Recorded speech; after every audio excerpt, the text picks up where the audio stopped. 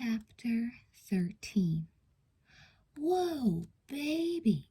Andrew Riccoli shouted, shaking his fists in the air as he studied the pile of candy in front of him. "What a haul, huh?" "I got more than you did," Gretchen announced, sticking out her tongue. "Did not." Andrew frowned and looked enviously at his sister's candy. "If you took one of mine," he threatened, snaking out an arm toward her pile.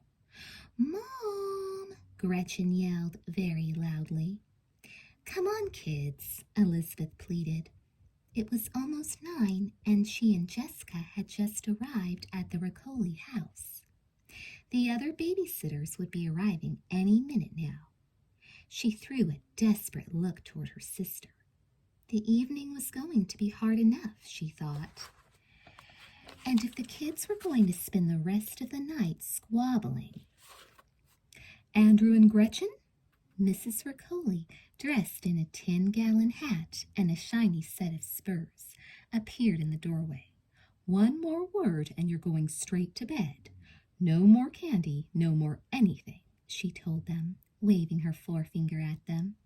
"Heh heh," Andrew said uncertainly. "Just kidding." "Yeah, same here," Gretchen put in, flashing a completely unconvincing grin at her brother. "Just a joke." Mrs. Riccoli winked at Elizabeth. "I guess I shouldn't be too hard on them," she said. "After all, it is Halloween, and you're never too old to enjoy Halloween." "Are your parents dressing up tonight?" Mr. Riccoli asked the twins. He carried a rope around his shoulder, and he wore genuine cowboy boots, just as he had promised he would. He looked from Elizabeth to Jessica and back, or should I say Jane and Marilyn. Elizabeth blinked at him, surprised. Mr. Riccoli was the first person all evening who had guessed her costume. "How did you know I was—" "I'm just an amazing guy," Mr. Riccoli replied, tapping his forehead and nodding unknowingly. Mrs. Riccoli leaned forward. "I told him," she stage whispered. Elizabeth giggled. "Don't believe her," Mr. Riccoli said with a careless wave of his hand. "So, are your folks wearing costumes?" "Not this year," Jessica said, turning slightly pink. "Too bad," Mr. Riccoli said. "I thought everyone liked Halloween. I know I'd hate to miss out on all the fun." He took his wife's arm. "Well, hold down the fort now," he said in a sing-song cowboy voice. "We'll be home before the cattle go to bed, okay? But not before the children do," Mrs. Riccoli added dryly. Elizabeth's heart did flip-flops as she watched Mr. and Mrs. Riccoli walk arm in arm toward the door. "They're leaving," she thought, struggling to stay in control of herself. "And they're leaving us with the monster." Something tugged at Elizabeth's skirt. Her chest tightening, she turned quickly.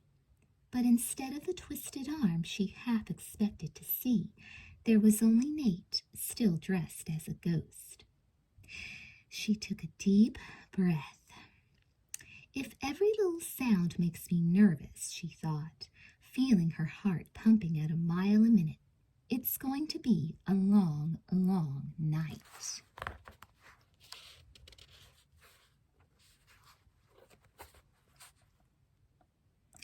"Ah!" Stephen stood on the sidewalk, laughing uproariously. "Like shooting fish in a barrel," he thought, as he watched a goblin and a robot dashing down the block as fast as their legs could carry them. "One look at my pretty face.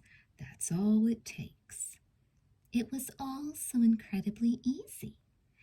Patting his backpack, he retreated from the glare of the streetlight above his head.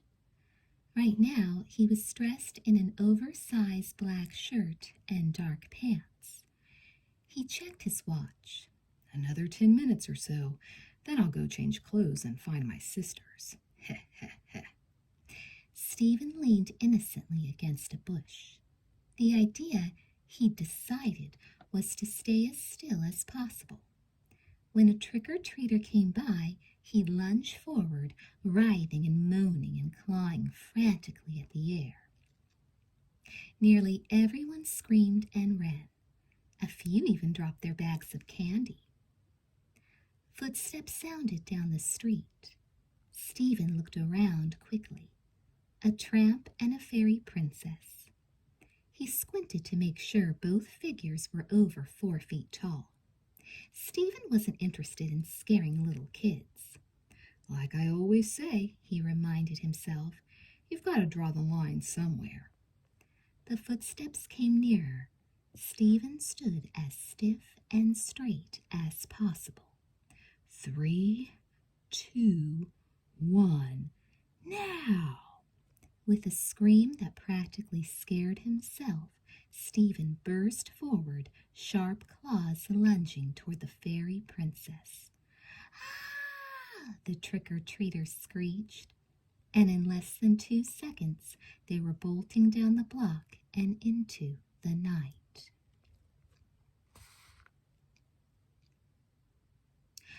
One last candy and then it's bedtime, Jessica announced. The hands of the grandfather clock had never moved so slowly. She'd already locked every window in the house, just in case. Not that she thought it would do any good against Eva. Olivia flashed Jessica a sweet smile. Can't I have 2, please? They're small, Andrew pointed out, looking at Jessica eagerly. Just 1, Jessica repeated firmly. She wasn't in the mood to argue. If I survive tonight, she thought, with a growing sense of doom, I am never, ever coming back to this house again. And I mean it this time. The doorbell rang. Jessica jumped. I'll get it. Olivia made a dash for the front door. Stop! Jessica was on her feet before Olivia had reached the hallway. Her voice echoed throughout the living room. To her surprise, Jessica discovered that her hands were trembling. What's wrong? Olivia spun quickly around. It's probably the other babysitters, Jessica told herself. And if it isn't, then it's just some late trick-or-treaters. Jessica tried her best not to think about the third possibility. What's wrong? Olivia repeated, frowning. Jessica plastered a smile on her face. Nothing, she replied quickly. Just ask who it is before you open the door. Olivia gave Jessica a strange look. Well, okay, but it is Halloween, you know. Exactly, Jessica thought with dread as she sat back down on the couch. Juliana sat down in Jessica's lap. This is my last gumdrop, she said, reaching into her bag. Do you want it? Jessica hugged the little girl. No thanks, she murmured. She wasn't feeling very hungry. You eat it. Okay. Juliana popped the gumdrop in her mouth. You sound so sad, she remarked, chewing carefully. Don't you like Halloween? There was a noise in the hallway, and Winston came in, dressed as a skeleton with a fake arrow sticking through his skull. Behind him came Amy, in a white coat and stethoscope, and Todd dressed as Cal Ripken, complete with Baltimore Orioles cap and baseball bat. Jessica smiled faintly. See, she told herself, there's nothing at all to be afraid of. Nothing. Nothing at all. Don't you like Halloween? Juliana asked again, taking Jessica's hand in her own.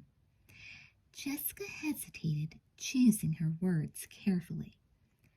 I used to, she answered at last, but I'm not sure I like it so much anymore.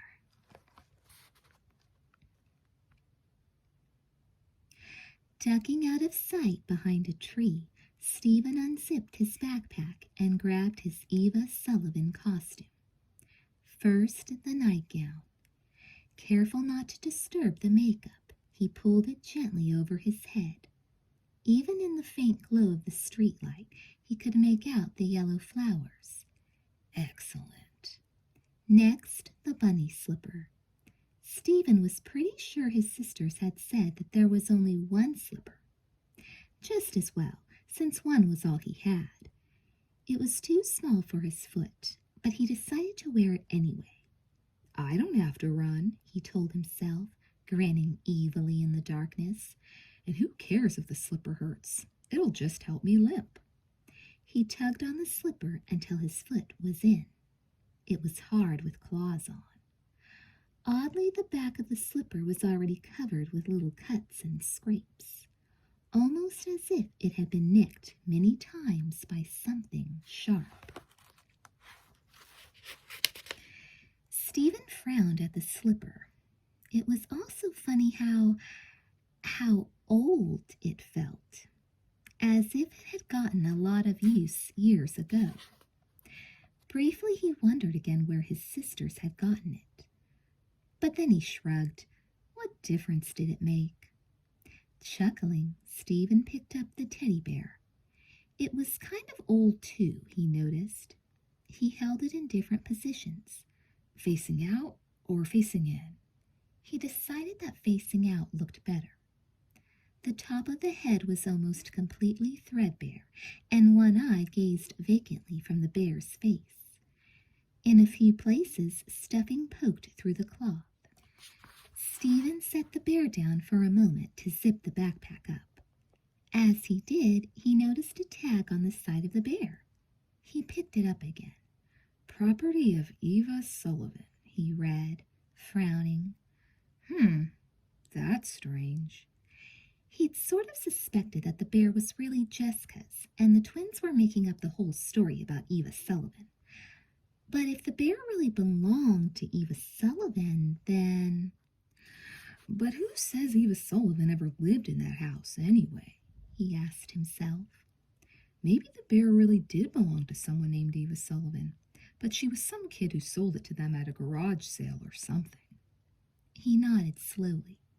Yeah, that makes sense. Still, it was kind of eerie. Clutching the bear tightly to his chest, Stephen limped off into the night in search of his sisters. Somebody say something, Elizabeth thought, watching the flickering candles in the Riccoli's living room throw eerie shadows on the wall. Somebody say something. But no one did. Elizabeth imagined every entrance in the house. They had all been locked, hadn't they? The kids were all in bed. By now she hoped they were sound asleep. Nearby, huddled around the coffee table, were the other 4 babysitters. Did anybody lock the back door? She thought suddenly, sitting up straight. Jessica stared at her, her face frozen in an expression of terror. Winston jumped. Amy's fists clenched, while Todd's grip tightened on his baseball bat. What is it? Jessica asked in a voice that wasn't quite her own. I was just wondering, Elizabeth said slowly. Did anybody lock the back door? Amy nodded. I did, she said. Don't worry. Elizabeth took a deep breath. The basement window? I took care of that one, Todd assured her. We checked them all, Winston said gruffly. Never fear, this house is sealed. Those kids can't get out. Elizabeth swallowed hard. She wished that the kids getting out was all she was afraid of. The room was so silent, Elizabeth could hear herself breathe. In front of her, a candle flickered, and in its faint light, Elizabeth almost thought she saw Eva Sullivan hovering against the wall. She suppressed a gasp as a horrible thought formed in her mind. They had locked up every entrance to the house that they knew about. But what if there were other ways to get in and out? Entrances that Eva Sullivan, whoever she was, could use. Entrances that the babysitters didn't know about. Entrances that they couldn't even see. Stephen limped down a dark alley not far from his house, seething with anger at his sisters. He'd taken all this time and trouble to dress up as their worst nightmare, and now what? The twins weren't anywhere to be found. Not only that, people kept laughing at him, and no wonder. The nightgown was totally dorky, and what kind of a loser carried a teddy bear? At least no one had recognized him under all that makeup. He hoped not, anyway. And the bunny slipper was way too small. Way too small, Stephen muttered. He should have taken it off half an hour ago. He'd probably have blisters on top of blisters tomorrow morning. A small figure dressed in white was standing at the end of the alley. For a brief moment, he hoped it was one of his sisters. But as he limped toward it, he saw it was far too small to be the twins. And too small for me to scare, he realized with disgust.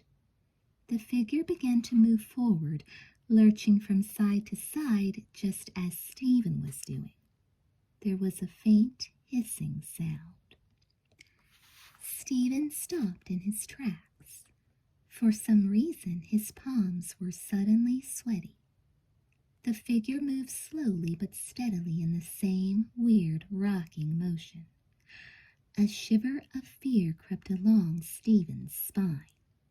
Even in the darkness, he could tell that the figure was wearing a nightgown.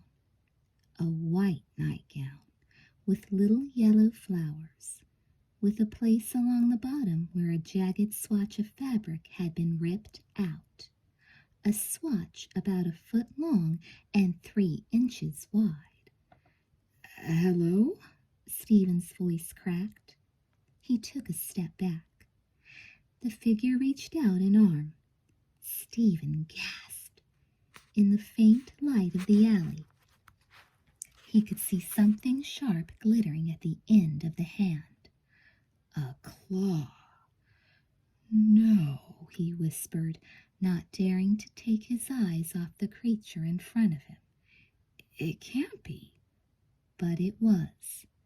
This isn't a costume, Stephen thought, panicking as the creature came even nearer. It was as though he was looking into a mirror. Every scar on his own face, every spot of discolored flesh was on the face in front of him too. Though he towered over the figure, he was terrified. The hissing sound grew louder. "Get away from me," Stephen commanded, his voice sounding high and thin in the darkness. He groped for a weapon, but there was none. "I said get away!" Backing up again, he noticed that the figure was barefoot. Instinctively, he looked down at his own feet, at the tiny bunny slipper, which he realized with a sinking heart would be a perfect fit on the monster's own foot. Wavering unsteadily, the monster stared Stephen directly in the eye. Little flecks of foam stood out on her lips. Again her claws reached out, and her mouth opened a crack, revealing uneven, broken teeth. "Give me my bear." The words were slurred, but Stephen had no trouble understanding. His arm seemed frozen to his side. "Give me my bear." The sound seemed to come straight out of the monster's throat. Her torn and bruised lips barely moved. I, Stephen's cheek felt like a block of wood. The monster lunged, and the next thing Stephen knew, he was lying flat on his back, gaping in horror as the beast's sharp claws descended rapidly toward his throat. Chapter 14. The doorbell rang. Alone in her house, Mrs. Wakefield made no move to answer it. She sat in the darkened kitchen, her head in her hands, wishing the trick-or-treaters would go away, wishing that she had never heard of Halloween. She was glad she was alone, glad the kids were out, glad her husband was working late. Every Halloween was the same. Every Halloween since it had happened so many years ago. She took a deep breath. "I will not think about it," a small voice inside her head insisted. "I will not." "Trick or treat?" someone asked outside the door. Tensing all her muscles, Mrs. Wakefield stared at the wall.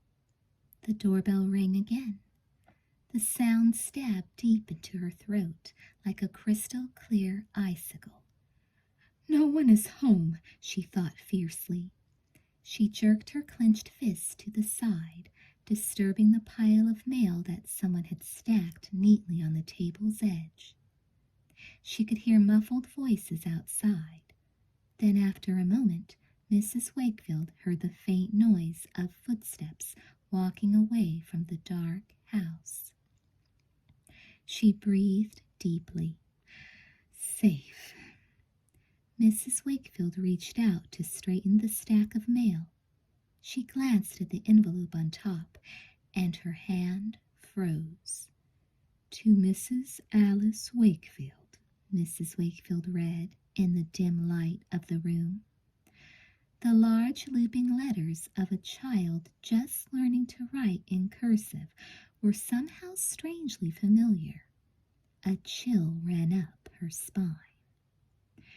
Her eyes searched for a return address, for some hint of the sender's identity, but the envelope was plain and blank except for the stamp and the scrawled address. Mrs. Wakefield ripped open the envelope and lifted out a single sheet of paper. It was ordinary loose-leaf paper, badly smudged with ink. Someone had folded it many times till it was almost as thick as it was wide. There was something else in the envelope, too, a photograph. With a feeling of dread, Mrs. Wakefield probed the envelope and pulled it out. Steeling herself, she looked at it and screamed. She had seen the picture before, but not for 25 years, and not like this. Never like this. There, in the picture, was 12-year-old Alice Wakefield leaning against a wall, grinning happily into the camera. Her arm was wrapped around a younger girl whose expression was pensive, almost sad. And at the bottom of the photo, the words Alice and Eva were written in hump-backed childish letters. The room seemed to spin. Her hand trembling, Mrs. Wakefield stared at the photo. It didn't make sense. Tears stung her eyes. None of it made sense. And what made the least sense of all was the large black X that someone had drawn boldly across Eva's face and her own.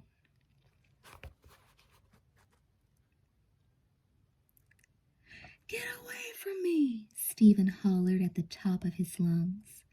Desperately, he lifted his arm to ward off the claws. "Help!"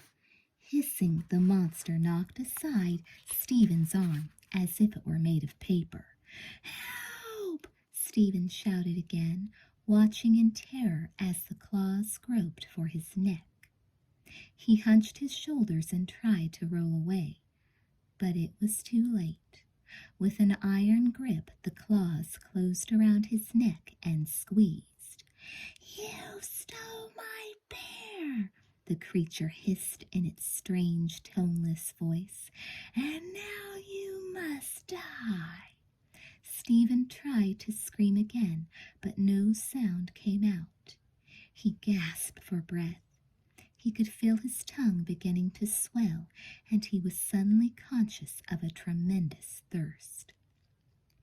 Frantically, his fingers scrabbled at the monster's wrists. It was no use. Her powerful arms shook him off as if he were a pesky mosquito. Stephen stared up at her, pleading with his eyes, begging for his life, hoping she could somehow read his message. "Let me go! Please, let me go!" The monster stared back, her eyes, normally dull eyes, suddenly a glinting steely gray.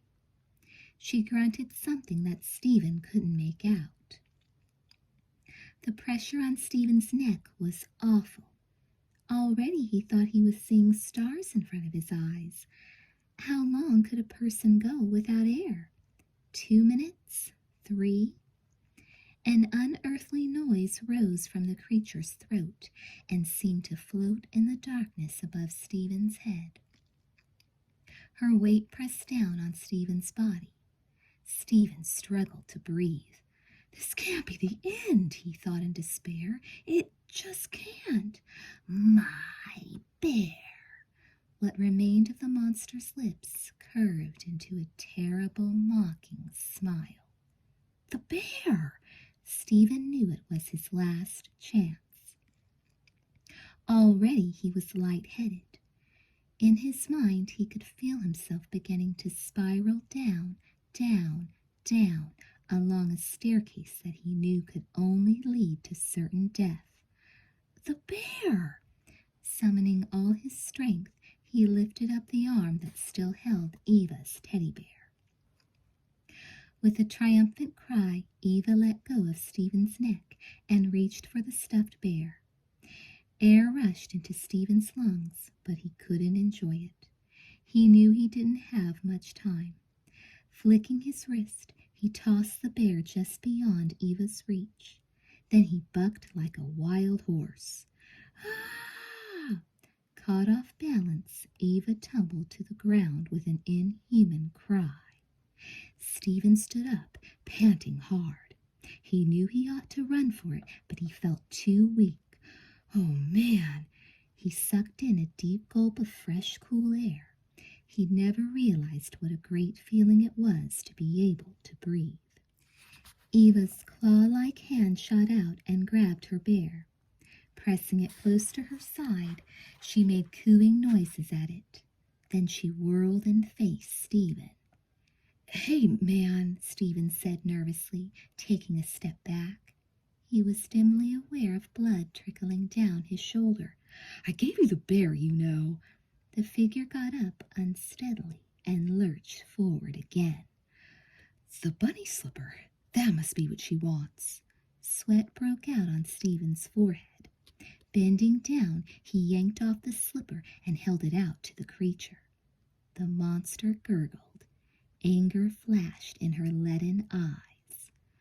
With a scream louder than the screams of the trick-or-treaters he had been frightening, Stephen flung the slipper down the alley. Barefoot, he ran off into the night, but not before hearing the creature's whispered words. "You and your sisters will be dead by midnight."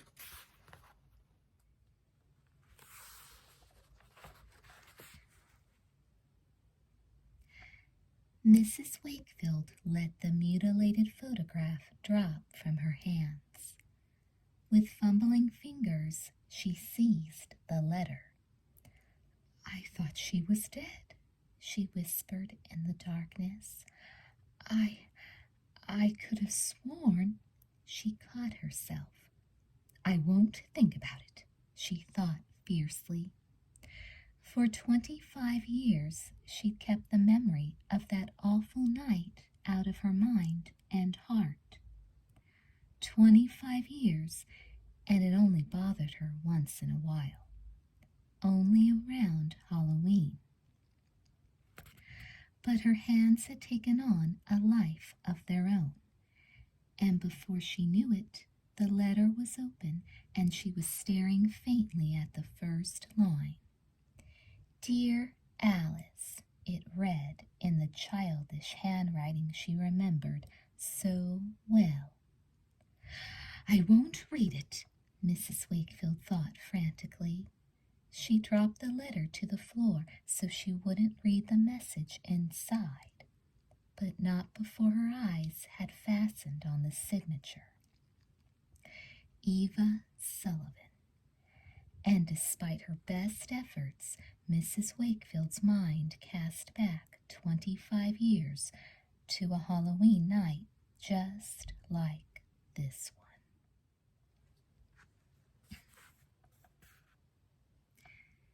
Goodbye, Mr. and Mrs. Sullivan, 12-year-old Alice Wakefield said at the door to the old mansion. I hope you have a nice time. Mrs. Sullivan smiled faintly.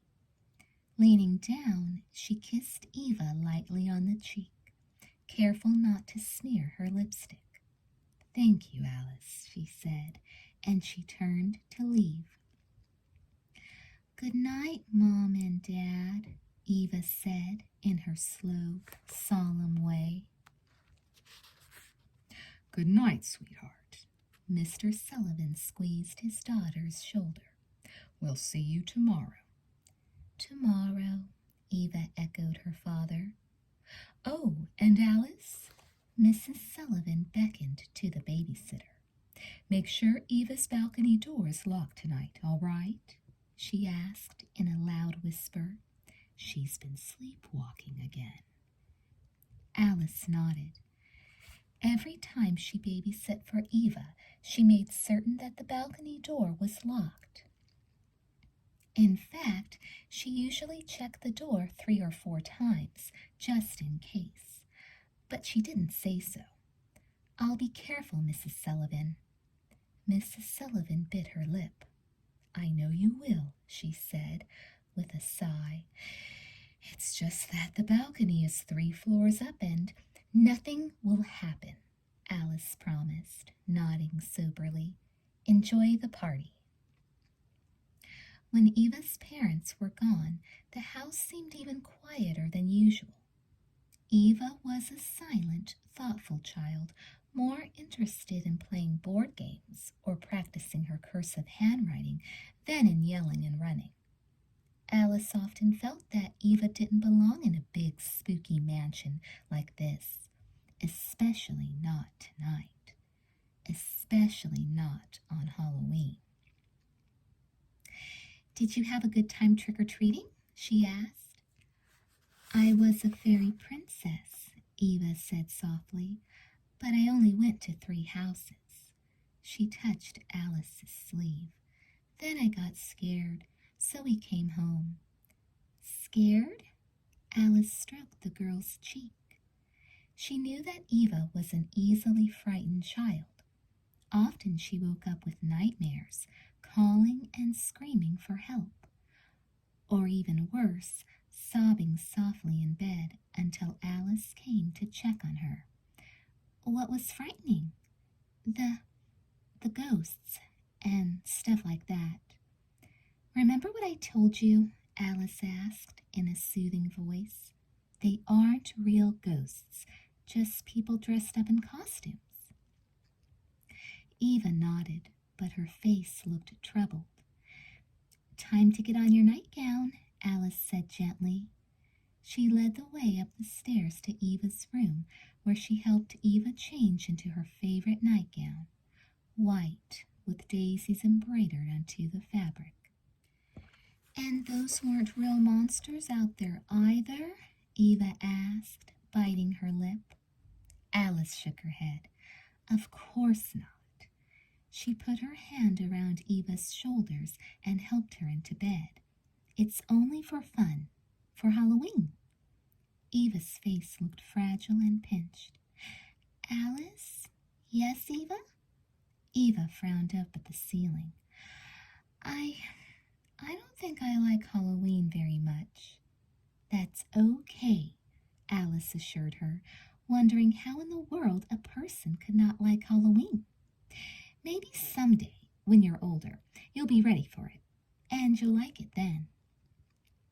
Eva looked at Alice vacantly. "May I have my bear, please?" Alice nodded and reached into Eva's neat-as-a-pin closet. She found the almost brand-new bear with the tag that read, "This bear is the property of Eva Sullivan." Alice handed Eva the bear. "I saw a vampire, too." Eva didn't look at Alice. "And I don't know what, a ghoul." Alice bent closer. "It was only pretend," she murmured. Her heart ached for the little girl. Eva lived in a big mansion with all the toys she could ever want, but Alice suddenly realized that Eva was a prisoner of her own thoughts, a prisoner of her fears. She swallowed hard. Eva took a deep breath. "Could I please wear my bunny slippers tonight?" "Oh, Eva." Alice felt genuine dismay. Eva was proud of her new bunny slippers. The trouble was that they muffled the sound of Eva's feet on the floors, so Alice couldn't hear her when she sleepwalked, and wouldn't know if she was walking into any kind of danger. "Please," Eva begged. Alice shook her head regretfully. "I'm sorry, sweetie, but I have to say no." "Oh," Eva clutched her bear. I think they would help me sleep." Alice pressed a finger on her lips.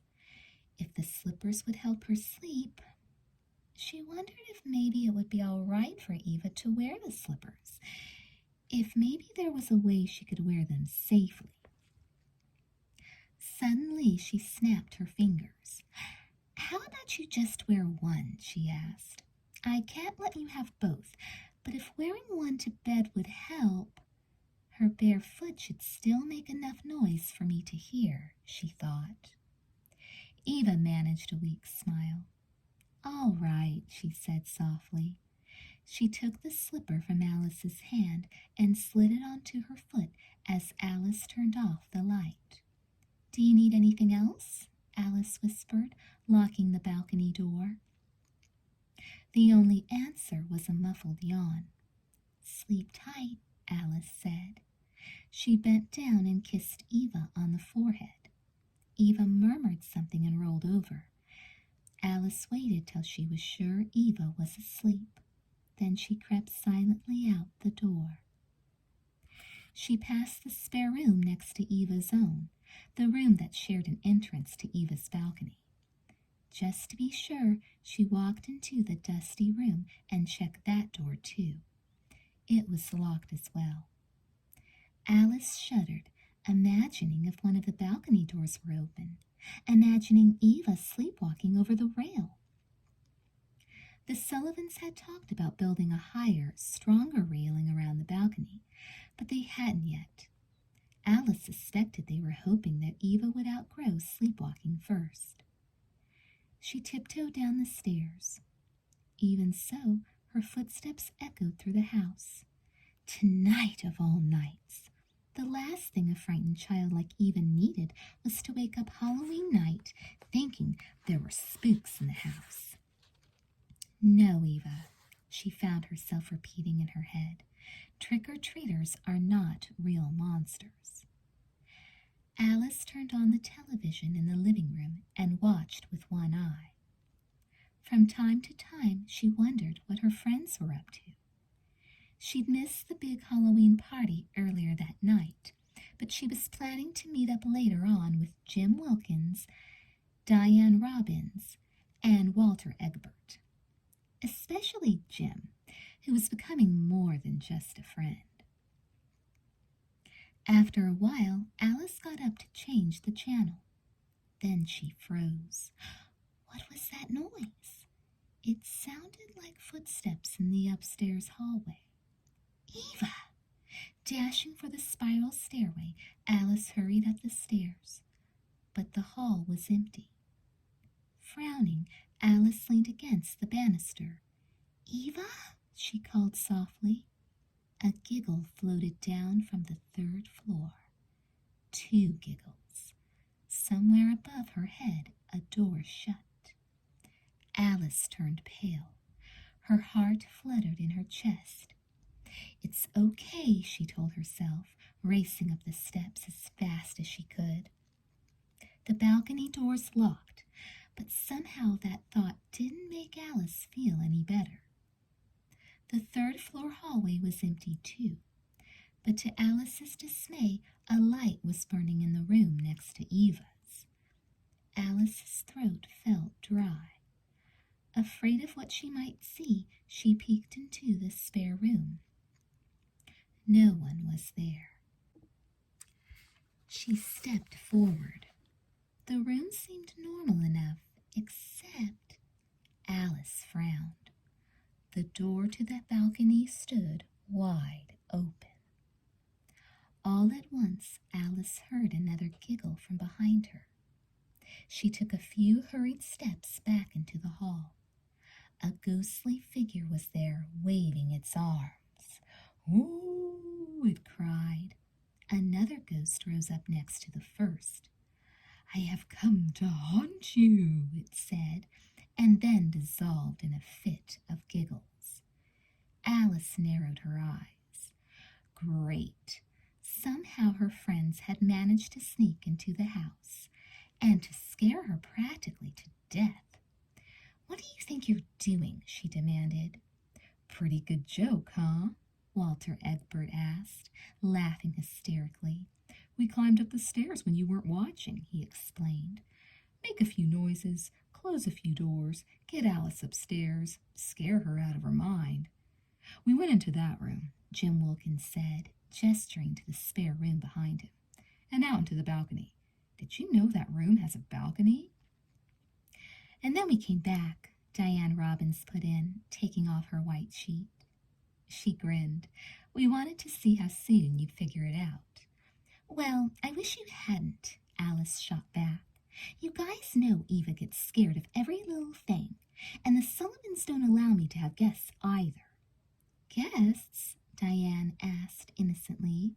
"Hey, no problem. We're not your guests. You didn't invite us." "Right," Walter chimed in. "If the Sullivans yell, it's not your fault." Alice sighed. Somehow she didn't think the Sullivans would buy that excuse. "You need to get out of here now," she said urgently, pushing Walter toward the stairs. "Temper, temper," Walter said playfully. He glanced at the door that led to Eva's room. "Is this the bedroom that opens up into the balcony?" "Why do you care?" Alice snapped angrily. "Just get—" She broke off, suddenly realizing what he'd said. "What do you mean, bedroom?" she demanded. A small shiver of fear began to creep upward from her toes. "How did you know it was a bedroom?" Walter shrugged. "'Cause we looked inside. Is that a crime or something?" "You did what?" Alice stared at Walter in alarm. "We looked inside," Walter repeated carelessly. "We pushed the door open a little." "Just to see what was inside," Diane added. "But it was only a bedroom, nothing interesting, so we didn't go in." She stared at Alice's face. "What's the matter, Alice? You look like you've just seen a ghost." "Ha, ha," Walter said loudly, motioning to his ghost outfit. Jim took a step toward Alice. "Are you all right?" he asked gently. But Alice wasn't listening. "And then," she began, nervously twisting her hands, "and then you closed the door again, right?" Jim's face clouded over. That was all Alice needed to hear. She turned and sprinted for Eva's bedroom. Switching on the light, she saw in horror that Eva's bed was empty. She raised her eyes to the glass door. It stood ajar, letting in the night air, and she saw the sight she'd been dreading for months. Out on the balcony stood Eva Sullivan. Her hair whipped back and forth by the wind, her body swaying as she stepped forward carefully, almost deliberately in her one pink slipper. The teddy bear was pressed tightly against her side. Eva's eyes were closed. She's sleepwalking, Alice thought in horror. Already Eva was standing at the edge of the balcony. One more step would take her over the low rail and over the side. "Eva!" Alice shouted at the top of her lungs, rushing forward as fast as she possibly could, hoping against hope that she wouldn't be too late.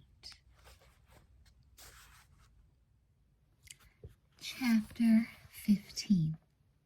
"Mom! Mom!" Stephen burst through the front door of his house, panting furiously. He dashed into the darkened kitchen. His mother was slumped forward at the kitchen table. "Mom!" he exclaimed. "I saw... You have to..." "Stephen?" Mrs. Wakefield looked at him with eyes that seemed far, far away. "Mom!" Stephen repeated urgently, clutching his mother's shoulders. "The twins! The monster!" He paused for breath. "Stephen?" Gradually Mrs. Wakefield's eyes focused on his. She pulled away from his grip. "What are you talking about?" Stephen tried hard to get his thoughts in order. "The creature. She tried to... And then the bear..." Mrs. Wakefield frowned. She stood up slowly. Stephen noticed how sad her eyes looked, how unsteady and tired she seemed. "Stephen, is this a joke?" she asked. "I'm not making it up, Mom," Stephen insisted. I know the costume looks ridiculous, but..." He paused for air. "The twins, Mom, she said we're meat. History. She told me so. She said we'd..." He took another shuddering breath. "Oh, Stephen." Mrs. Wakefield shut her eyes and lifted a hand to her forehead. "Please speak more softly. I have a pounding headache." "A headache?" Stephen's incredulous voice echoed through the kitchen. "Look, Mom," he said, bending to show her the scratches on his throat. If she saw them, she'd understand for sure. "I'm sorry about your headache, but this is life and death." But Mrs. Wakefield didn't look at him. Instead, she shut her eyes and leaned, exhausted, against the kitchen counter. "Stephen," she repeated tonelessly, "I think you've let Halloween go to your head." "Mom!" Stephen couldn't think of a way to get through to her. "Where are the girls?" he yelled in a voice much louder than he'd intended. "Trick-or-treating," Mrs. Wakefield said, pressing her hands to her ears. "Stephen, if you'll excuse me..." But Stephen didn't wait. He turned and dashed out the door. Scarcely even noticing that he was barefoot, he sprinted down Calico Drive. He'd never felt so panicked in his entire life. Somehow he would have to find his sisters by himself, somewhere on the streets and sidewalks of Sweet Valley, sometime before midnight, before the monster finds them, he thought grimly as he gathered speed.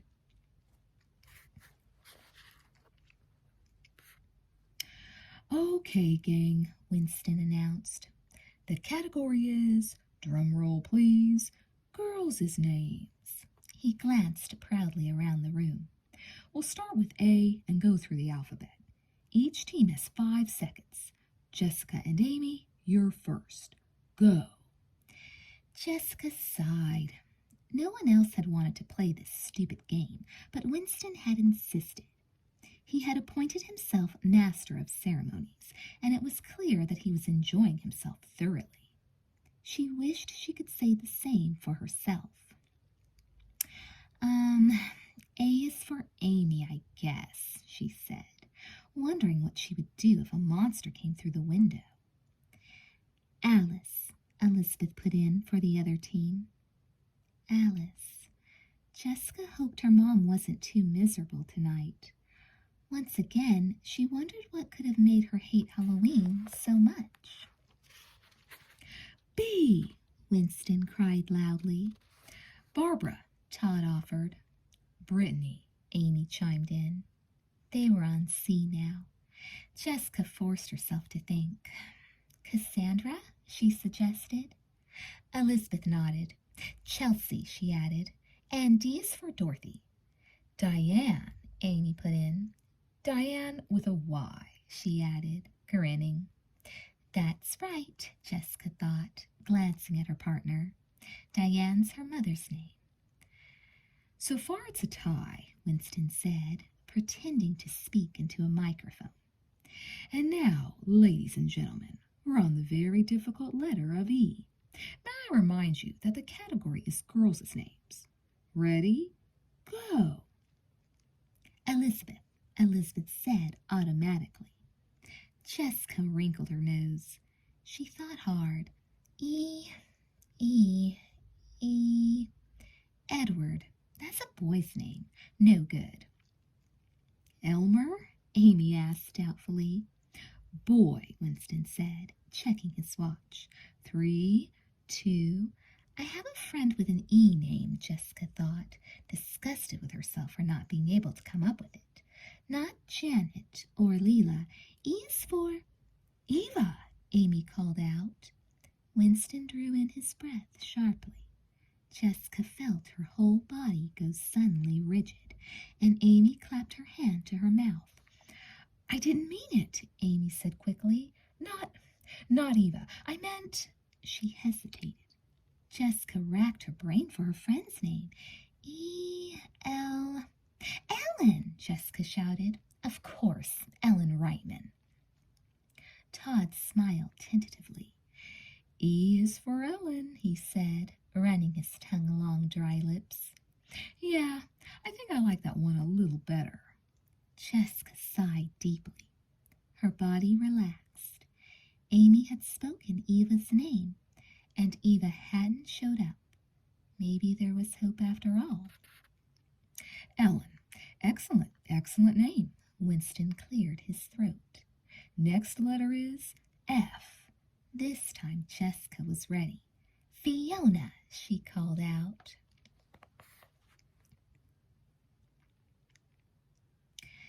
That's strange. Jessica suspected her mind was playing tricks on her. She stood outside the bathroom on the second floor of the sprawling mansion, listening hard. She could almost have sworn she'd heard her sister call her name. Except that her sister was downstairs with the other babysitters, in the living room where Jessica had left them just a few minutes before to use the bathroom. Wasn't she? And this voice was calling from the third floor. So it must have been my imagination, Jessica decided. She turned toward the spiral staircase and the relative safety of downstairs. She smiled weakly to herself. Guess I'm kind of jumpy and... Jessica? Jessica snapped to attention. It was Elizabeth's voice. Well, almost Elizabeth's voice. Elizabeth's, and yet not quite Elizabeth's. Higher and thinner and more mushy somehow. Lizzie? She asked, her own voice quavering. This way.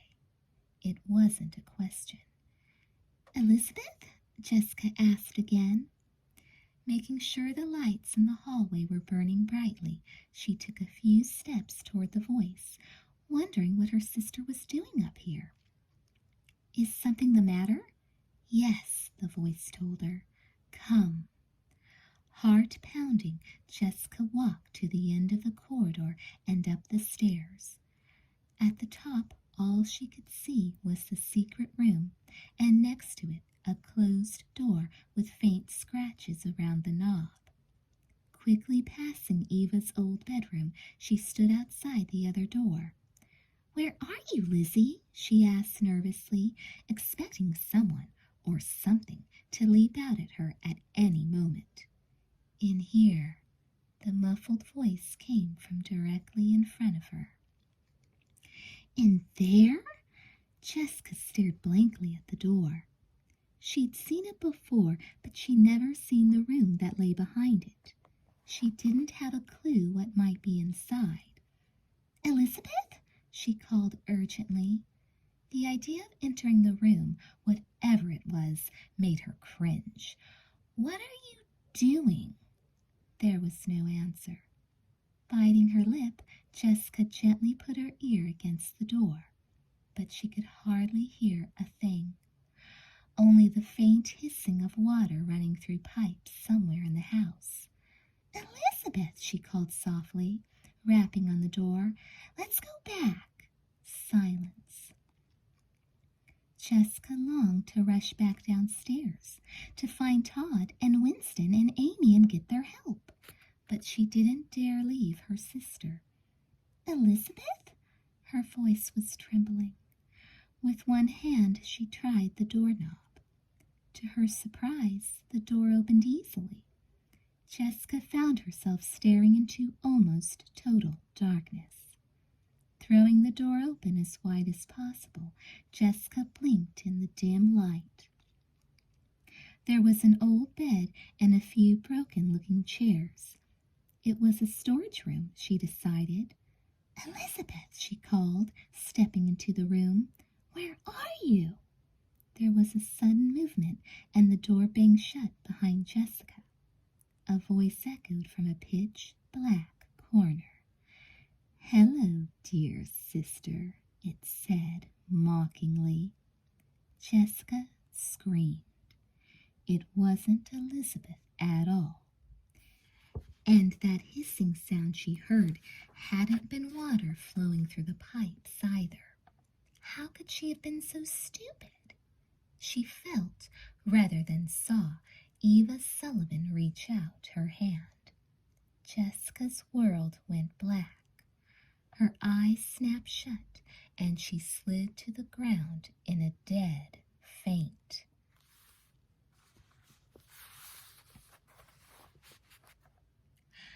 "She's been gone like 10 minutes, Elizabeth said anxiously to her friends. They'd gotten as far as Q in their game, but Elizabeth couldn't begin to think of another name until Jessica returned downstairs. "It's been only 4, Amy corrected her, looking at her watch. "I thought I heard footsteps earlier," Todd said, his mouth a thin, straight line. She might be in trouble," Elizabeth muttered, twisting a lock of hair around her finger. She stood up, wondering if she should go search for her sister, wondering if she dared. "Or she might be brushing her hair," Winston said dryly. "We said we'd give her 5 minutes. Wait 30 more sec—" Somewhere upstairs a door slammed. There was a loud, terrified scream. And then there was an appalling silence. Elizabeth's feet moved almost before she knew it. "The 3rd floor!" she shouted. "Hurry!" She dashed for the spiral staircase, her friends at her heels. "Jessica!" Amy called into the darkness. "She'd better be all right," Todd muttered. Elizabeth felt as if her lungs were on fire. Once on the 2nd floor, she ran for the little back stairs that led up to the secret room. The secret room. She hoped that Jessica hadn't gotten in there somehow. She took the steps 2 at a time. "But how did she—" Winston grunted behind her. Elizabeth didn't say a word. Throwing open the door to the secret room, she stared in silence while the others crowded around. "Jessica!" Amy shouted desperately. No one answered. "Next door, maybe?" Todd pointed to the closed door next to what had once been Eva's old bedroom. "That's strange." Elizabeth gazed at the bulletin board above Eva's old desk. She swallowed hard. The last time she had been in this room, there had been a photograph on the board, a picture of Eva with a girl named Alice, a girl who looked a lot like her mother at age 12. And now the picture was gone. "I heard a whimper from the next room." Amy grabbed Elizabeth's arm. "Do you think it might be—" "Jessica," Elizabeth finished in her mind. She tore her gaze away from the missing photograph. "Let's go," she hissed, darting back into the hall. "I still want to know," Winston wheezed, "what Jessica's doing up here." Elizabeth didn't bother to answer. There wasn't time. Without thinking twice, she pushed open the door of the next room and ran in.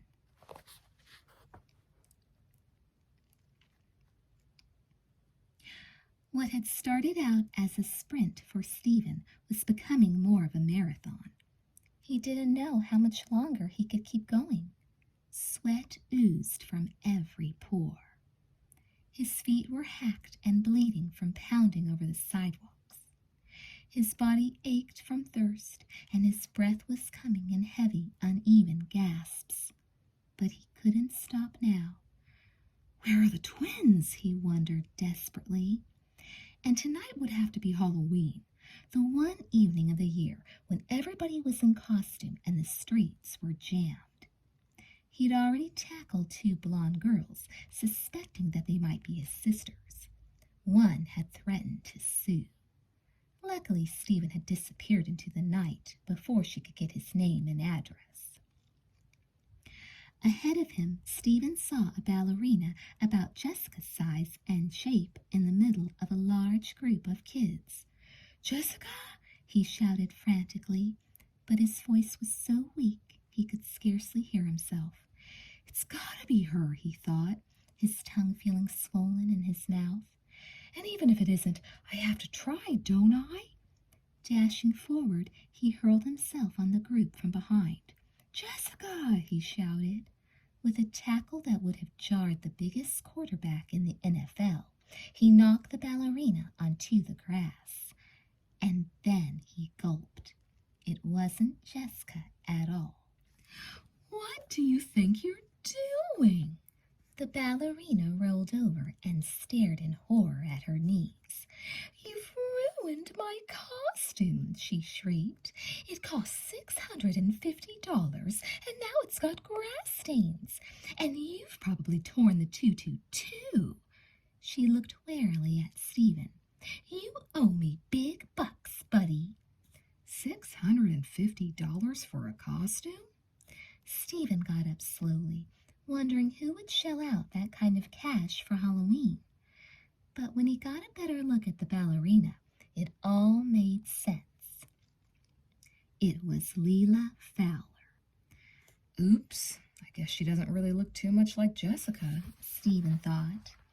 For instance, her hair, pulled back into a tight bun, was brown and not blonde.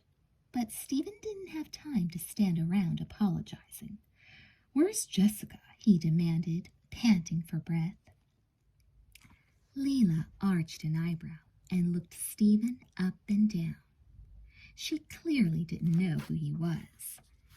"You mean Jessica? Just call me Babysitter Wakefield." Her voice was heaped high with scorn. "She was with us for like 10 minutes.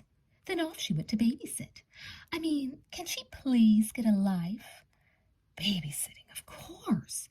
Stephen would have smacked himself on the forehead if it wouldn't have taken so much energy. "Thanks, Leela," he said with a groan, dashing toward the Riccoli house. "Hey, I think I figured it out. You're Stephen," Leela called after him. "Nice nightgown." Chapter 16. "Jessica!" Elizabeth knelt over her sister's body, feeling frantically for a pulse. "Jessica, speak to me!"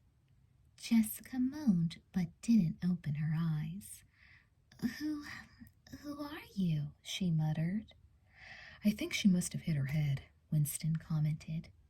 Elizabeth squeezed her sister's hand. "It's Elizabeth," she whispered. "It's going to be okay." With Todd's help, she got Jessica into a sitting position on the floor. Jessica groaned. Gingerly, she touched her cheek. I... She looked around and blinked. "Where am I?" "Upstairs in the Riccolis," Elizabeth said. next to the secret room.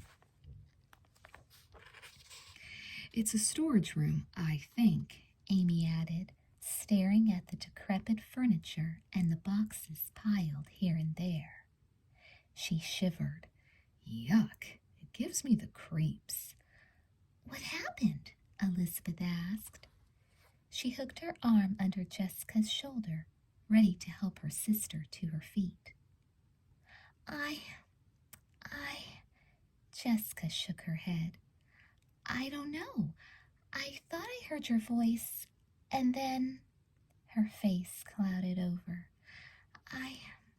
I don't remember. It's okay, Elizabeth said. She heaved a sigh of relief. At least Jessica wasn't badly hurt. We'll help you downstairs, and... She stopped suddenly. A flash of white fabric caught Elizabeth's eye, and she heard a faint hissing sound. Oh, man! Letting go of Jessica's shoulder, she dived for the door, her heart in her mouth. But she was too late. The door swung shut with a terrible bang. To Elizabeth's ears, it sounded like the closing of a dungeon cell.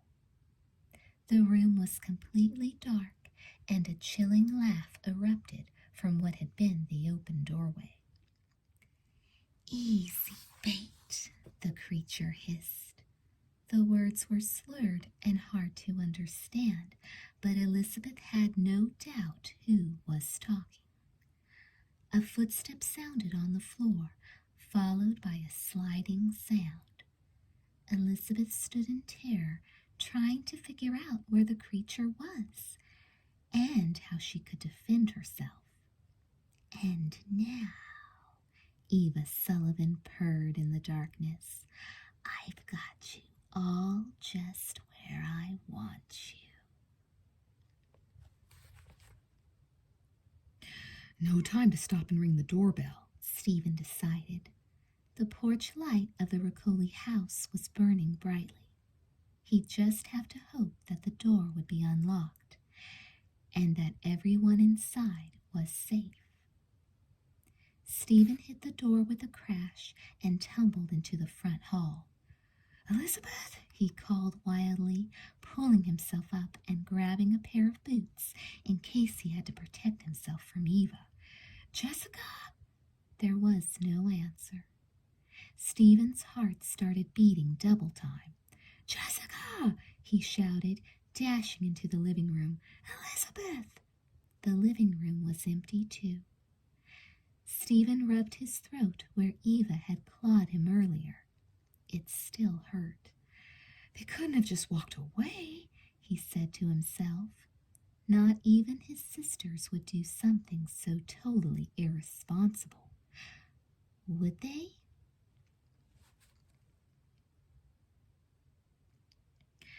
Elizabeth backed up slowly, her fingers probing in the darkness for Eva Sullivan. Her head spun. To be shut up in a room with a girl of amazing strength, and not even to know where that girl was. The room was totally, horribly dark and just as silent. Elizabeth strained to hear the hissing noise, the faint shuffling sound, but there was nothing. Don't scream, she told herself firmly, hoping she had the willpower to heed her own command. If you make a noise now, she'll know where you are, and she'll be on you in a second. In her mind's eye, she could see Eva reaching forward with her long fingernails, her long pointed fingernails, and scratching a deep gouge in Elizabeth's leg. And Elizabeth would never even see her enemy coming. As silently as she could, Elizabeth drew in her breath and took another step back. Her fingers brushed something soft and fuzzy, fabric of some kind, like maybe a nightgown. Elizabeth couldn't stop herself. Help! she shouted in terror.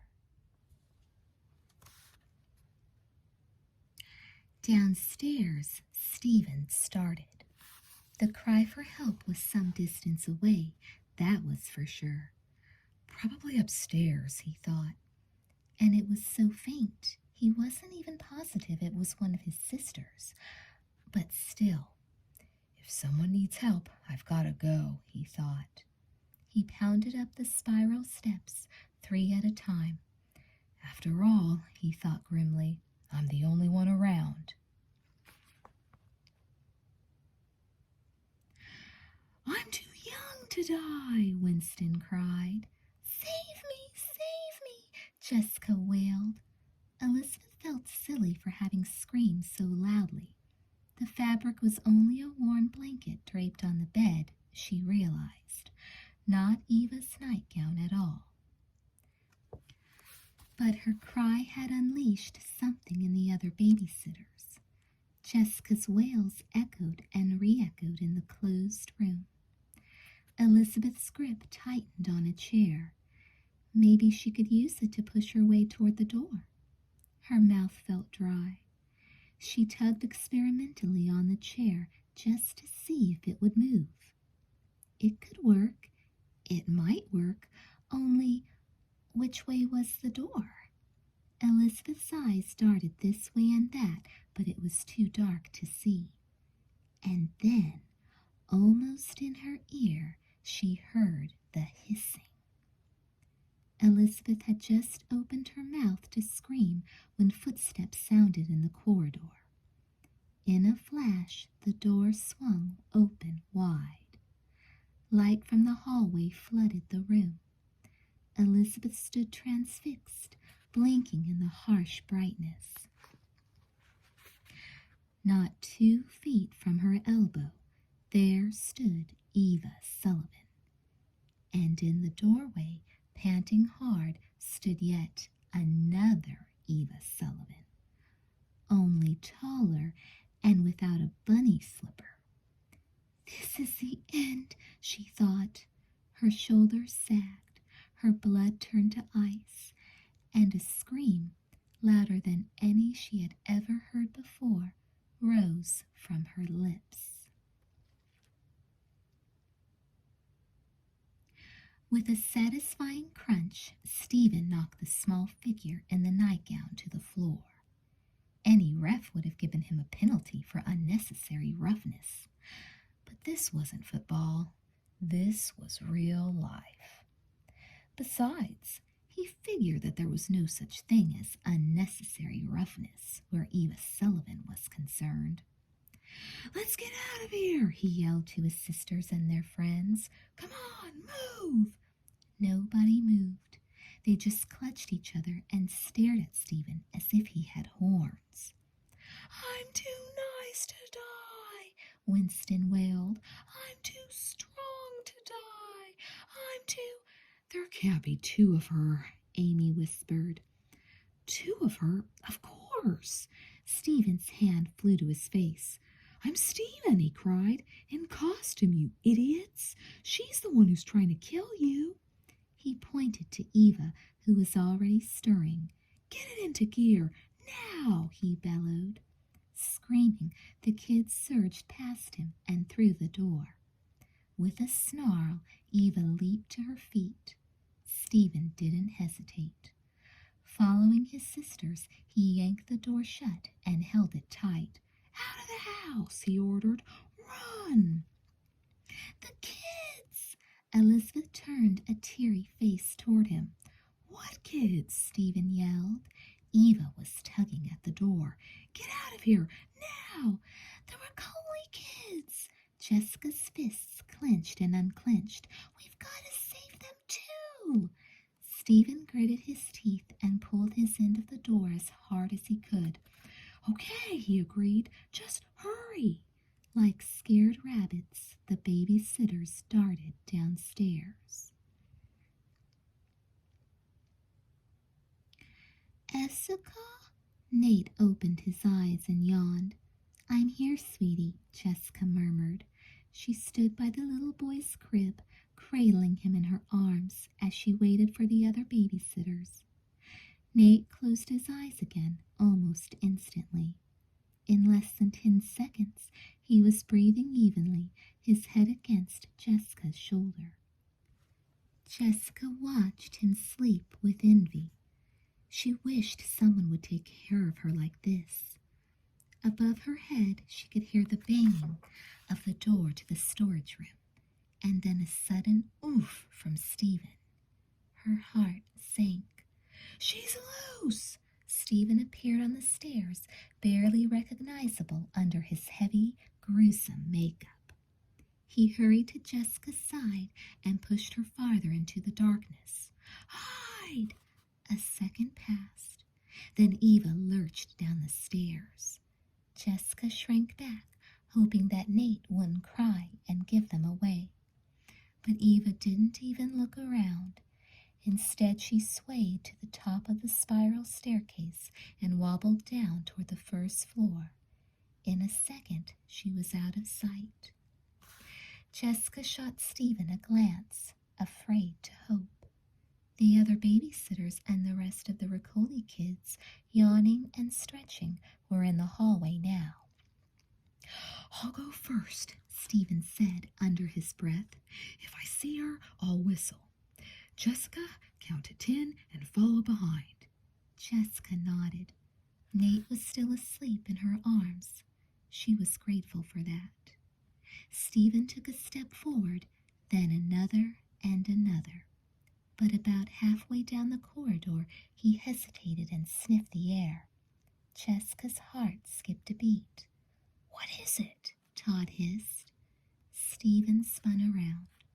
Beneath his makeup, Jessica could tell his face was white as a sheet. She sniffed the air, too, and smelled something burning. "Can't you tell?" Stephen asked weakly. "She set the house on fire. We can't get out." Stephen turned back toward the spiral steps, and he swallowed hard. "And she's coming upstairs right now."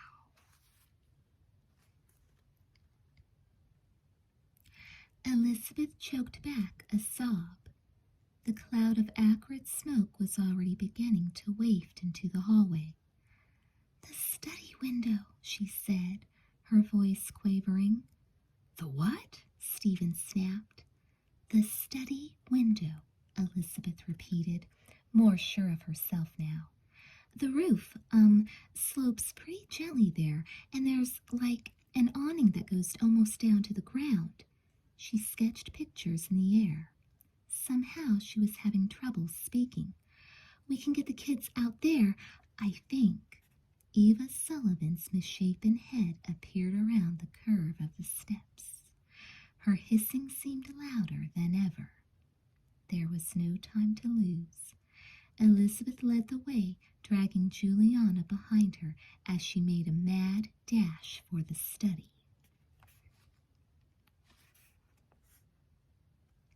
"It's a long way down," Todd said, staring out the study window. He set his jaw, "and it's a very small window." "We don't have a choice."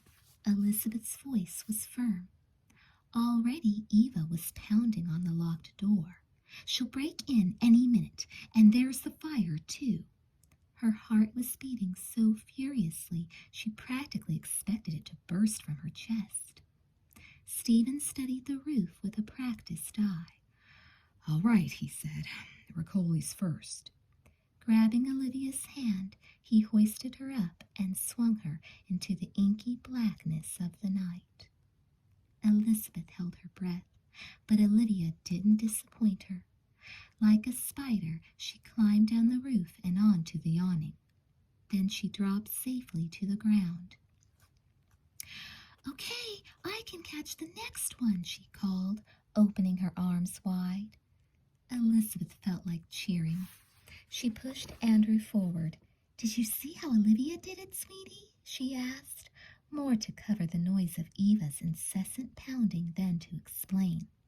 "You grab on there, see, and I can do it." Andrew said as Stephen passed him quickly through the window.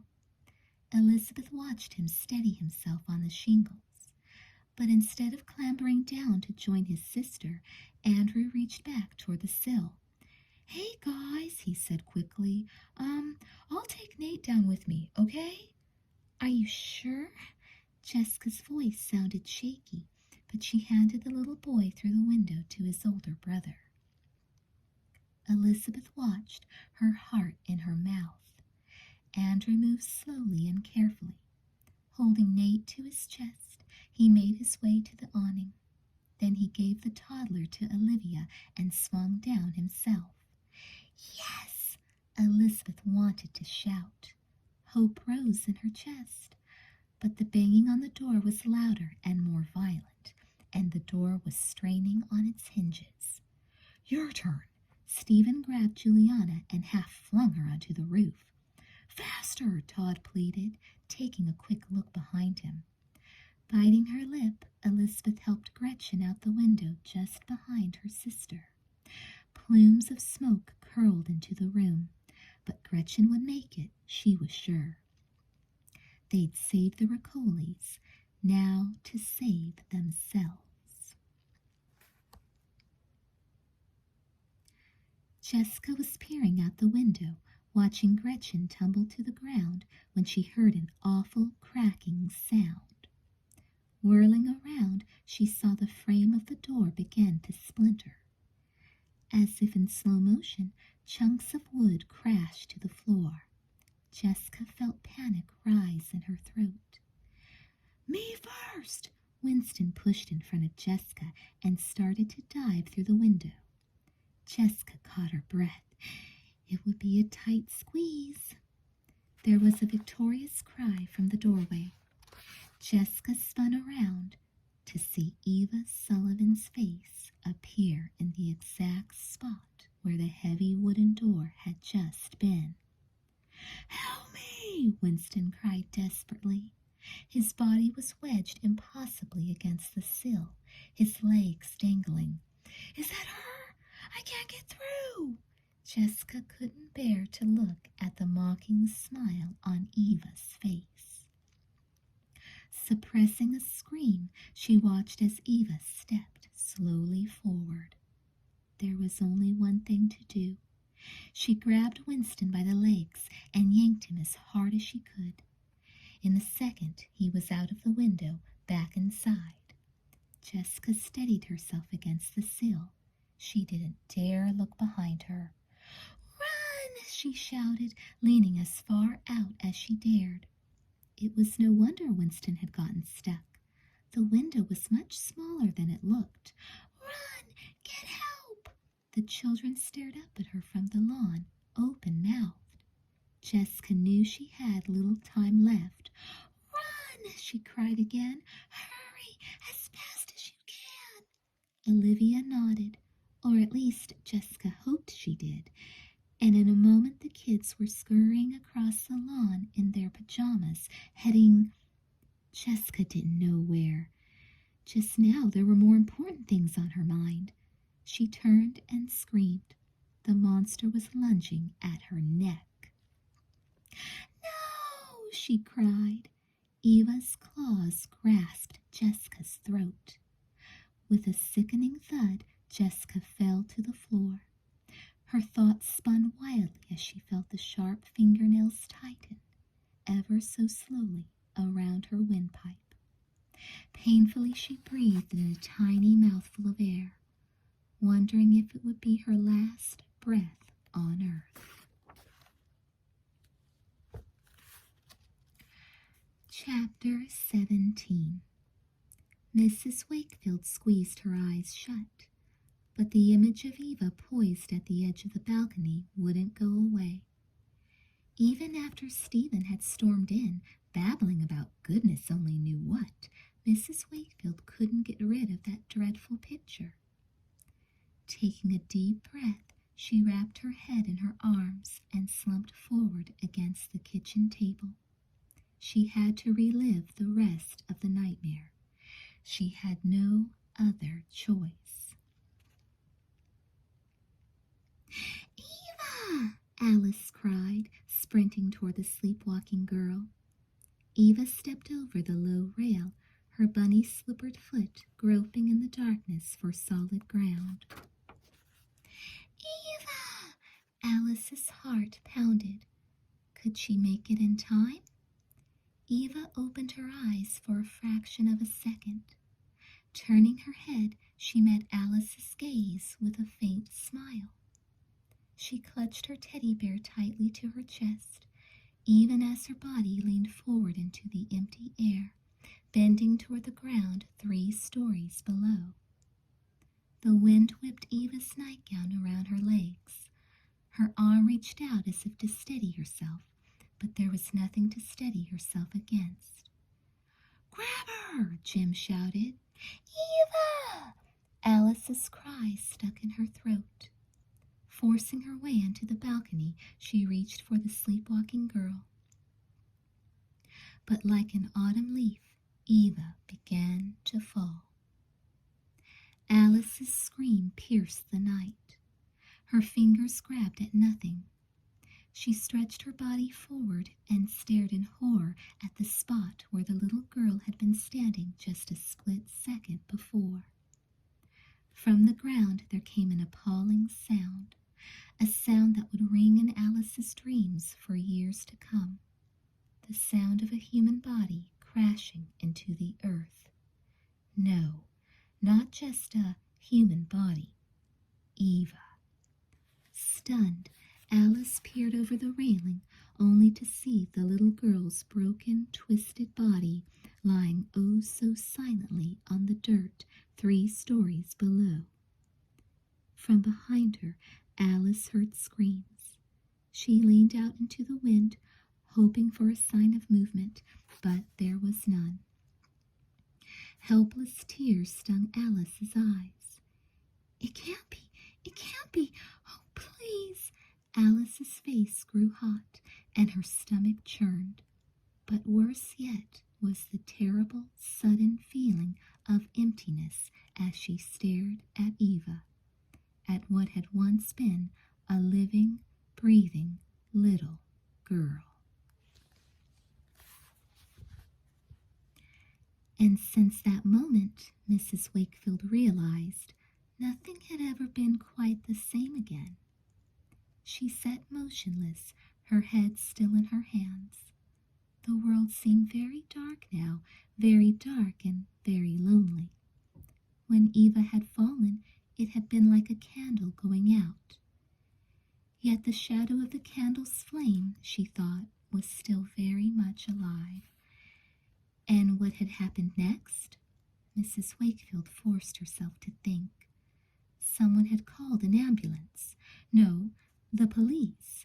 And Mr. and Mrs. Sullivan had come home, and there had been tears and shouts and anguished cries and there had been a funeral. Yes, Mrs. Wakefield distinctly remembered a funeral. Of course there had been a funeral. Eva was dead. That was obvious. She hadn't moved a muscle while lying on the ground. Even after all those years, Mrs. Wakefield remembered that motionless body. She couldn't forget it if she tried. The memory was too clear, almost as if it were yesterday. But then her toe brushed a piece of paper on the floor. Mrs. Wakefield exhaled. She knew that she had to read the letter impossibly signed Eva Sullivan. Taking a deep breath, she fished it off the floor and began to read. Dear Alice, I bet you thought I was dead. Well, I'm not. I fell all right, but I didn't die. My mom and dad took me to a hospital, but I escaped. They told people I was dead, and they buried my doll, but they did not bury me. I went to lots of places, but I always came back to my house. I stayed in a shack and in an old room next to the one that was my bedroom. Nobody knew I was there, not even Mom and Dad. Then Dad died, and Mom died, and the house got sold. It is your fault, you know. Alice, it is all your fault and your friend's fault. You did not have the right to frighten me and make me lose my balance on the balcony. Now other people have moved into my house, and girls who look like you are here too sometimes. I scare them, Alice. I use makeup so I look like a monster. But I am not going to only scare them now. Alice, I am going to kill them. I am going to kill them all because of what you did to me. Eva Sullivan. The letter was full of rips and cross-outs, but Mrs. Wakefield scarcely noticed them. Trembling, she folded the note and slid it carefully into the envelope. So Eva had not died after all. The truth of it struck her like a bolt of lightning. And at the funeral they had not buried her body. If she escaped from a hospital, Mrs. Wakefield told herself, they all must have figured that she wouldn't get far. They would have assumed she died. She shook her head, marveling at how the girl could have survived the fall to begin with. But how had Eva ended the letter? I am going to kill them all, Mrs. Wakefield repeated, running her tongue nervously around her lips. Something tugged at her memory, something Stephen had said not so very long ago. She thought he was just babbling, but maybe not. What was it? She said we're meat. She. And tonight was Halloween, the anniversary of... Mrs. Wakefield had pushed back the memories for 25 years. But now she knew that if she wanted to save the lives of innocent people, she would have to act, and act now. Her heart beating furiously, she dashed for the phone. Hello, Jim, Mrs. Wakefield said softly. The voice at the other end of the line sounded wary. Who is this, please? Mrs. Wakefield drew in a deep breath. Calling 911 had been the easy part. This call was different. It was like tearing open an old wound that had never really healed.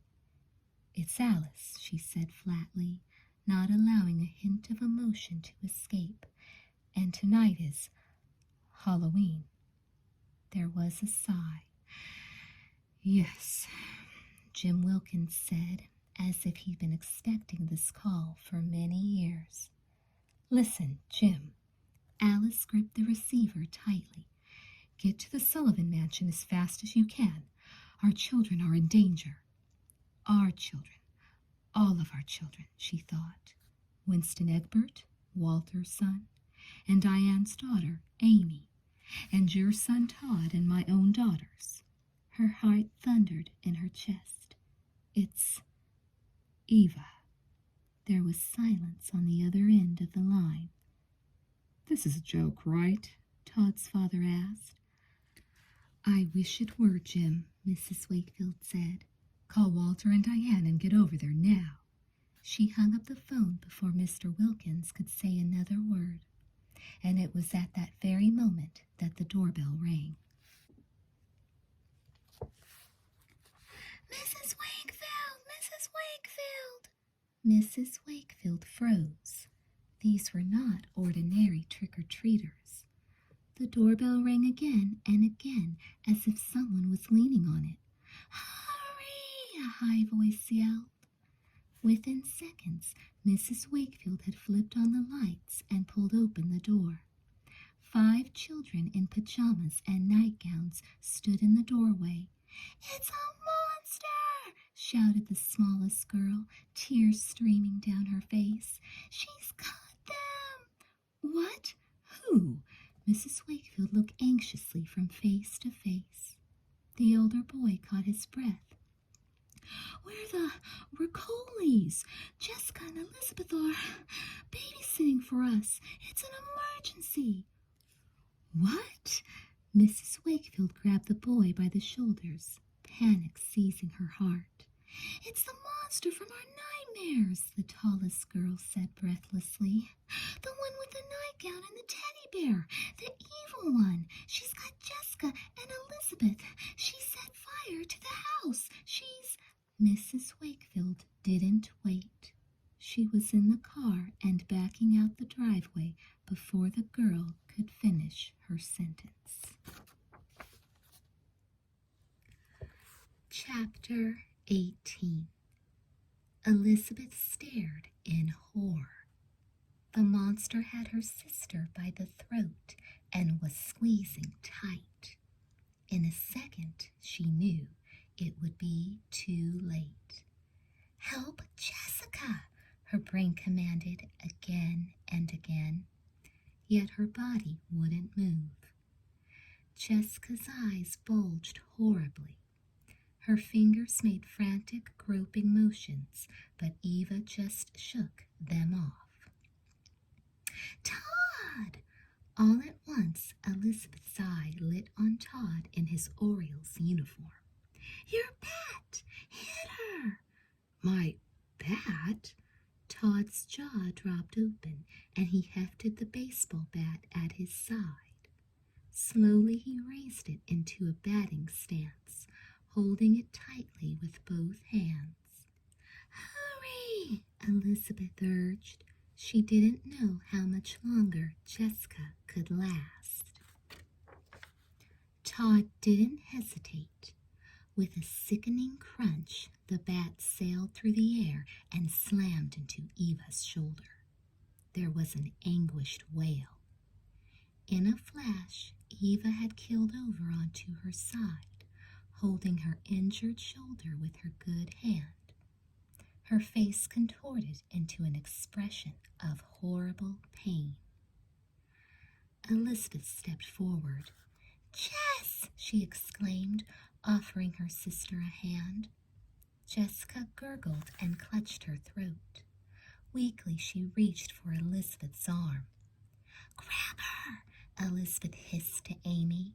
She kept a wary eye on Eva, moaning in the corner. "Eva's tough," she thought. "We don't have much time to get away." I can't believe I did that." Todd sagged weakly against the wall, staring at his bat. "What choice did you have?" Stephen punched Todd's shoulder. "Nice hit, kid. Double in any ballpark." "Let's get rolling," Winston cried. He motioned toward the door. "Now's our chance, and the fire's not going down any." Jessica was on her feet. Amy and Elizabeth half pushed, half dragged her to what remained of the door. "Follow me!" Stephen shouted, ducking through the splintered wood. Elizabeth took a quick look behind her. Eva was standing now. One arm hung weakly at her side, but her eyes flashed with renewed anger. "Revenge," she croaked, lurching forward. Her lips parted in an awful grimace. "Revenge." "Hurry!" Elizabeth pushed Jessica through the door, wondering what the twins had ever done to Eva to make her seek revenge upon them. "Oh, man!" Stephen's voice rang out. "The stairway down is on fire!" He stood motionless in the hallway. "The whole blasted staircase!" Amy stared. "Now what?" she asked in despair. Elizabeth breathed deeply, taking in a big mouthful of acrid smoke. Blue and orange flames danced in front of her. Stephen was right. The spiral staircase was no way out. Jessica gurgled again. "Up," she croaked, and she raised a forefinger to point toward the third floor. She coughed violently. "Those stairs should be okay." "The secret room," Elizabeth said softly. Did they dare? She was afraid that would take them right into Eva's territory. A tendril of flame curled into the hallway and licked at the base of the banister. There was a faint sizzling sound, and smoke billowed up from the first floor. Elizabeth bit her lip. What else can we do? Follow me, she shouted, and she turned to sprint for the third floor, helping Jessica along with her. She looked back only once to see Eva pounding up the steps after them, and behind Eva the flames, bright and hot and glowing. No windows! Jessica felt like crying, and she might have cried too if it didn't hurt her throat and her lungs just to breathe. It had been her idea to go to the secret room to escape the fire, her idea to go upstairs, and somehow she had completely forgotten that the secret room had no windows. She blinked back tears. She glanced around the secret room, her gaze returning again and again to a certain point on the wall opposite the door. Weird. She had been positive there was a window in that spot. Not an ordinary window either. A big one with a sliding glass door out to a balcony or something. But that must have been only a dream, she realized. She's here! Winston couldn't keep the terror out of his voice. Jessica whirled around. Eva Sullivan stood in the doorway, one hand outstretched toward the kids. Jessica gulped, seeing the fingers that had nearly shaken the life out of her. Revenge, Eva hissed in that horrible low whisper. Finally, my dream has come true. She lifted a bare foot and stepped toward Jessica. Her eyes glittered in the near darkness. My dream, your nightmare. Jessica smothered a scream. Instinctively, she moved back toward the wall, toward the spot where she had once dreamed there had been an exit. In the distance, the flames crackled. Say your prayers. Eva spoke calmly and deliberately. She advanced another step. Jessica backed away again. With one hand she groped for the wall. With the other she fumbled for her sisters. There was a terrible lump in her throat. Mom, she thought frantically, don't you know that I need you? And fast? We're doomed, Todd said flatly. Winston grabbed his shoulders. The bat! Hit her with... It wouldn't do any good now, Todd said. It's not just her. It's the fire. The smoke was becoming thicker and thicker. Jessica held her breath. Outside the secret room, in the hallway, there was a flash of orange, and downstairs Jessica thought she could hear the distant crash of a beam in another part of the house. Eva swung around. Forget the fire, she snarled. You will be dead before it reaches you. And with a sudden, unearthly scream, she charged directly at the twins. The next moment, Jessica felt herself being shoved violently backward, powerless against Eva's amazing strength. The same thing was happening to Elizabeth. She saw dimly out of the corner of her eye. Jessica clawed the air. Help! She cried. But it was no use. There was a splintering crash as Jessica hit the wall, Elizabeth at her side. Jessica tensed her body, waiting to rebound to the floor. But to her surprise, the wall behind her began to give. The plaster crumbled around her, and then all at once there was a gust of fresh air on her head. I've broken through, she thought numbly. Jessica! Someone shouted above her. Jessica clutched her sister's hand tighter than ever.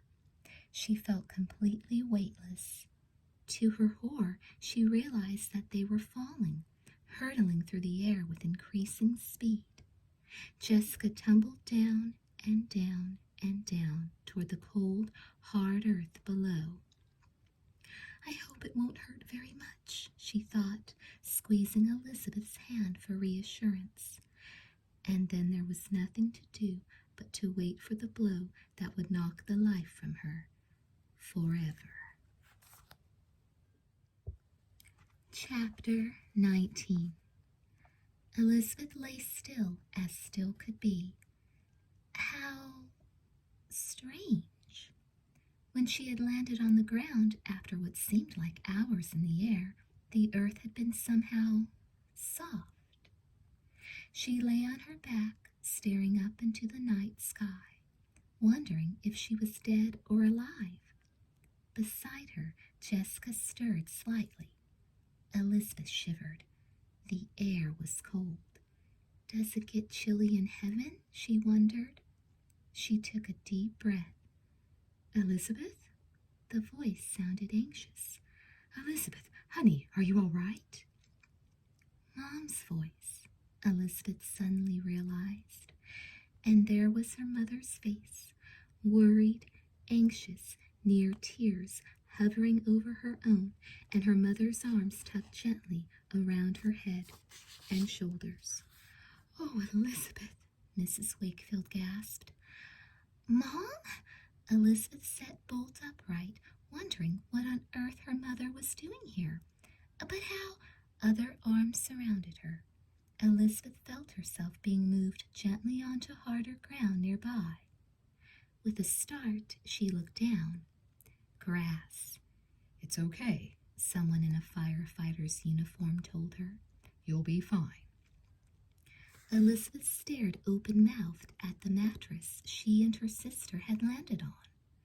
Her stomach clenched as she thought of what could have happened if the mattress hadn't been there. Behind her there were strange flashing lights.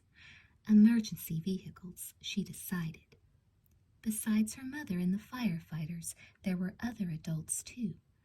A police officer and an ambulance driver, and Todd's dad and Amy's mother, and she thought she could make out Winston's father, looking grim. My friends, Elizabeth gulped. Suddenly she remembered her friends and her brother trapped up there in the burning house with Eva Sullivan. She raised a shaky finger, amazed and horrified by what she saw. The house was burning brightly, blazing like a candle in the wind.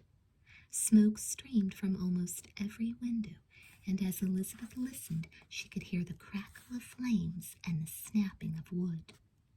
Her gaze traveled up to the third floor. There was a gaping hole in the side of the house, and in the hole, silhouetted against the advancing flames, stood Todd Wilkins. Sirens wailed in the distance. Elizabeth squeezed her eyes shut tight and clung to her sister's hand. The firefighters might be here already, but this fire seemed too out of control to tame. Jump! Mr. Wilkins was shouting frantically. Jump, Todd! Elizabeth opened her eyes in time to see Todd bend his knees and launch himself off the roof. With a drawn-out cry, he tumbled down and onto the mattress, where he landed with a thud. In a second, 2 firefighters had grabbed him and pulled him to safety. Elizabeth stared up at the rubble of what had once been the wall of the secret room. In turn, Amy and Winston also jumped through the hole in the wall and landed safely on the mattress. Where's Stephen? Elizabeth's heart was thumping quicker than ever. She stared up at the fiery building, biting her lip. Already the flames were shooting up from the roof. It's got to be 1,000 degrees in there, she thought, trying not to panic. And he was only there to rescue me and my friends. If he dies, she thought, it will be all my fault. A figure appeared on the wall, scrambling to maintain its balance against the onrushing flames. A nightgown billowed around its knees, and even from a distance, Elizabeth could tell that its face was scarred and bruised. Eva, she half whispered. There were knots in her stomach. Eva? Jessica echoed her blankly. No, Todd grabbed her shoulder. It's not Eva. It's too tall. It's Stephen. Stephen? Elizabeth's heart sank. She'd forgotten all about his costume. But now that Todd mentioned it, she could make out her brother's features as clear as day. Jump, she shouted. Jump, the other kids chorused. Stephen flung himself off the edge of the burning house. His legs bicycled frantically in the air as he tried to keep his balance. Down he plunged, down, farther and farther. But Elizabeth didn't see her brother land. Something above his head caught her attention. Another figure up in the house, shorter than Stephen, but dressed the same way. While all the adults clustered around Stephen, Elizabeth stared at the hole in the secret room where Eva Sullivan stood, her lips frozen into a silent scream, her arms stretched out as if pleading to be saved. There was a sudden crash. Elizabeth watched, shading her eyes.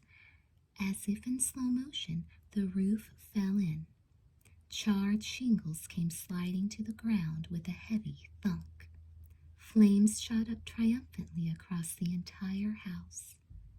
Elizabeth longed to tear her eyes away, but she couldn't. Outlined against the fire, Eva clutched what remained of the wall. The girl's fingers scrambled for a handhold. Sparks flew all around her body, burning the white nightgown as they fell. Elizabeth stared. She was sure she saw fear in those dull eyes. Above the roar of the chimney collapsing, Elizabeth thought she could make out a terrified wail coming from the third floor. Flames licked at the rubble where the wall had once stood. With a heart-rending cry, Eva staggered backward and disappeared into the inferno. Elizabeth shut her eyes tight. She buried her head in her hands and cried. I can't imagine why I'm crying, she thought, as tears stained her cheeks. The nightmare's over, and yet, in a sad, terrible, awful way, she felt unbearably sorry that Eva Sullivan wasn't going to make it. When she opened her eyes a few seconds later, the entire mansion was engulfed in flames. Chapter 20. So Eva was really alive, after all, Jessica said slowly. It was a week later, and she and Elizabeth were in the car, driving with their mother to Sweet Valley Meadows Cemetery. Mrs. Wakefield nodded soberly, but she kept her eyes firmly locked on the road. Yes, she was. If you can call it living, Elizabeth put in. She shuddered, thinking about what Eva must have gone through during the last 25 years. It's just like Miss Havisham, isn't it? Eva never got over what happened that Halloween night. Jessica twisted a lock of hair. But I still don't really understand how come she didn't die, Mom. I mean, if she was all banged up like that. Mrs. Wakefield signaled a left turn into the cemetery gates. I doubt we'll ever know the whole story, but I did manage to find out a little about what happened, she said. Eva was badly injured, all right, but she wasn't dead. They took her to a hospital, one specializing in rehabilitation. Reha what? Jessica asked, frowning. Where they try to help injured people use their bodies again, Elizabeth explained. It would have been an awful job with Eva, she guessed, shaking her head sadly as she remembered how badly damaged Eva's tiny body had been. Actually, Eva's injuries weren't as bad as you think, Mrs. Wakefield explained. Really? Jessica frowned. Her face and her hands looked pretty awful to me, she said. Mrs. Wakefield nodded. But some of that was only makeup. She tried to make herself look as disfigured as she could. Oh, Elizabeth stared thoughtfully out the window. That would explain why Stephen was able to get his own face to look exactly like Eva's. She gazed out across the grave markers. Out there somewhere, she knew Eva Sullivan was now really and truly buried. But didn't they tell you that she was still alive, Mom? It would have been nice, Mrs. Wakefield agreed. I wasn't in great shape for a while back then. She was silent a moment, remembering. They were going to try to fix Eva's broken bones so they would heal properly. And there was a problem with her windpipe. The hissing sound, Elizabeth said. Mrs. Wakefield nodded. But Eva wasn't at the rehabilitation place for long. She wasn't? Jessica leaned forward. Mrs. Wakefield shook her head. There was a river at the back of the hospital, a river with dangerous currents. Several children had drowned there. They let Eva go swimming? Elizabeth asked incredulously. No, Mrs. Wakefield replied, but a few days after she arrived, Eva somehow wandered off. The nurse I talked to still remembers it. She said Eva's injuries were awful, really horrendous, and it was amazing that she could have walked 3 steps on her own, let alone gotten all the way outside. Well, Eva had a lot of determination, Jessica said slowly. That's for sure, Elizabeth shivered. Anyway, Mrs. Wakefield went on, Eva simply disappeared. Some of her possessions were found on the river's edge. A doll, a blanket, a few other things. I get it, Jessica said. When she didn't turn up, they just assumed she must have fallen in and drowned. That's right, Mrs. Wakefield agreed. And because they couldn't find the body, they decided to bury the doll instead of her.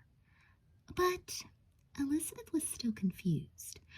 Where was she all this time then? How did she eat? What was she doing?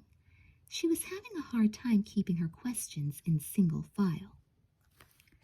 Mrs. Wakefield pulled to a stop near the Sullivan family plot and put her hand on the door latch. For the first time, she looked directly at the twins. Nobody really knows, she said. It seems as if she spent some time in the house. In that room next to the secret room, I bet, Jessica said, giving Elizabeth a poke in the side. And in that little shack on the Sullivan property, Mrs. Wakefield added. But she might have gone other places as well. In her bunny slipper and nightgown? Jessica frowned. Well, she had other clothes, too, Mrs. Wakefield explained, but those had special meaning for her. You can see why. She grimaced. And as for eating, it's just possible that the gardener was feeding her. Mr. Brangwyn. Elizabeth remembered the old gardener who had dropped dead after giving the girls a warning. Never shut your eyes in this house, he had advised them. Elizabeth wrinkled her nose. He was absolutely right, she murmured. Was he feeding her because he was nice? Jessica demanded. Or was she threatening him? Mrs. Wakefield shrugged. I don't know, she admitted. Maybe both. And Mrs. Sullivan? Elizabeth remembered that Eva's mother had died only the previous summer. Did she know too? Mrs. Wakefield hesitated. I doubt it, she said, at last.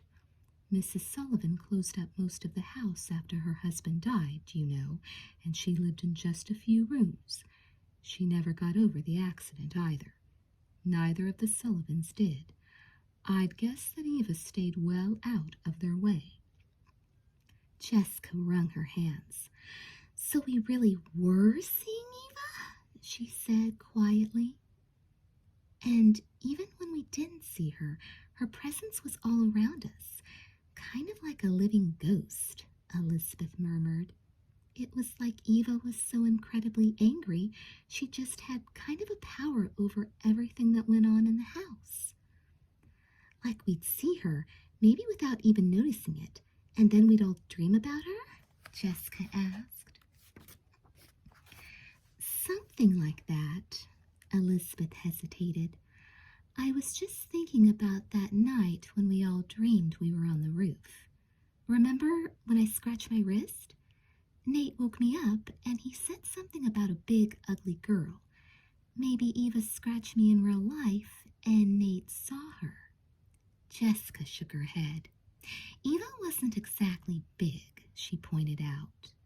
But to a 2-year-old like Nate, she would have been, Elizabeth argued. Jessica drew in a breath. Maybe you're right. But how would we all have the exact same dream then? I don't think we'll ever know the answers, Mrs. Wakefield said. Some things will just remain mysteries forever, and I suspect this may be one of them. I guess you're right, Elizabeth murmured. Jessica made a face. Eva had never gotten to live a normal life, so she wanted revenge. And if she couldn't get revenge on you and your friends, then she'd get revenge on us, Elizabeth finished for her. On us and on your friends' kids. And when the house was finally sold and the Ricolis moved in, Mrs. Wakefield said, that was enough to drive her over the edge. She shook her head. It's very sad, isn't it? Jessica rolled her eyes. Scary, you mean? Elizabeth bit her lip. She could understand what both Jessica and her mother were feeling. Eva's story was an awful tragedy.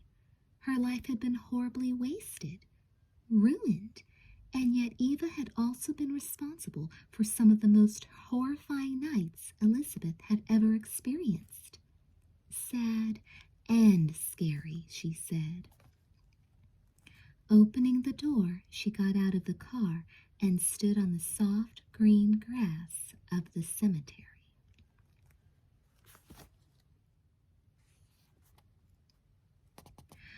Well, that explains a lot, Jessica said.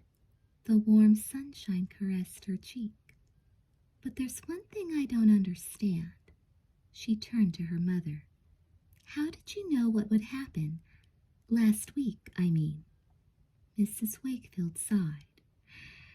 You know, girls, she said slowly, as they walked past the low iron rail that surrounded the Sullivan plot. I tried so hard to forget about Eva, and I couldn't. Every time I let the memories come back, they would be just as vivid as ever. Jessica nodded. But then on Halloween night I had 2 warnings, Mrs. Wakefield explained. One was a letter from Eva herself. From Eva? Elizabeth gulped. Do you still have the letter? Jessica asked. Then she shook her head. Forget it. I don't think I want to see it.